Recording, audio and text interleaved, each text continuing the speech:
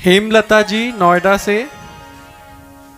गुरुदेव, हम गर्भवती हैं, आप हमें पढ़ने के लिए कुछ संतवाणी या ग्रंथ बता दीजिए जिससे आने वाली संतान भक्त हो, अभी से भक्ति के संस्कार पढ़े। हाँ, नाम जप करो और श्रीमद् भागवत की कथा सुनो।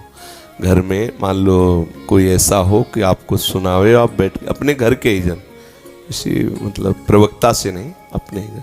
और यदि कोई ऐसा ना हो तो आप स्वयं पढ़िए, स्वयं सुनिए और प्रभु से प्रार्थना कीजिए।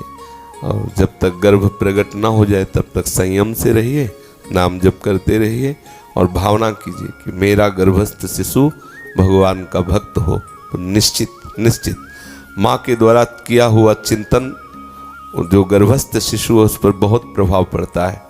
जैसे गर्भ में शिशु है और जो लोग संयम धारण नहीं करते तो बहुत तरह से उस शिशु के संस्कार और उसके स्वास्थ्य पर प्रभाव पड़ता है।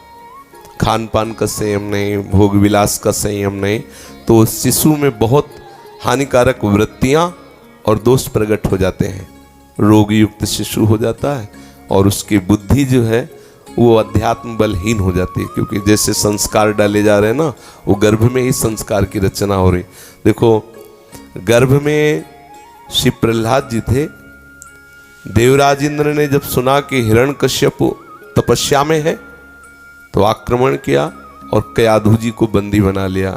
जो भाग्य ने और असुरों का विनाश किया। वो लिए जा रहा था कयाधु जी को, जिनके गर्भ में प्रहलाद जी थे।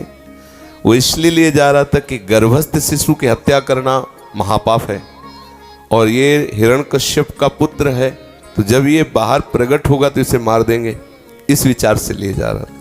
नारद जी आए और देवराज इंद्र से कहा, तुम्हारी बुद्धि बिगड़ गई है, तुम जिस गर्भस्थ शिशु की हत्या करना चाहते हो तुम्हारी सामर्थ्य नहीं कि उसकी हत्या कर सको, क्योंकि इसके गर्भ में जो बालक है वो महातेजस्वी प्रभु श्री हरि के चरणों का दासत्व लिए हुए है।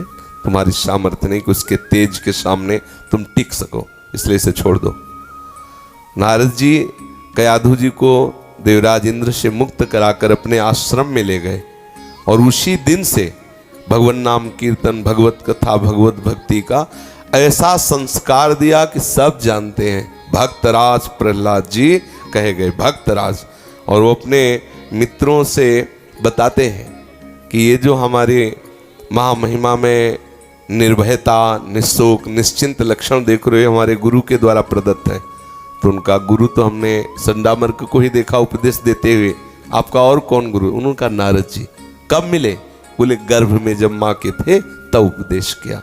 मतलब गर्भस्थ शिशु पर बाहरी जो हमारा संस्कार है वो प्रभाव डालता है। हम क्या बोल रहे हैं, क्या देख रहे हैं, क्या सुन रहे हैं, क्या पढ़ रहे हैं, तो उसका प्रभाव पड़ता है।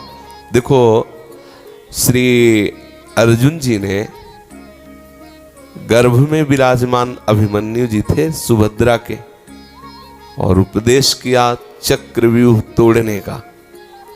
तो 6 द्वार तोड़ने तक तो जगती रही, 7वें में सो गए।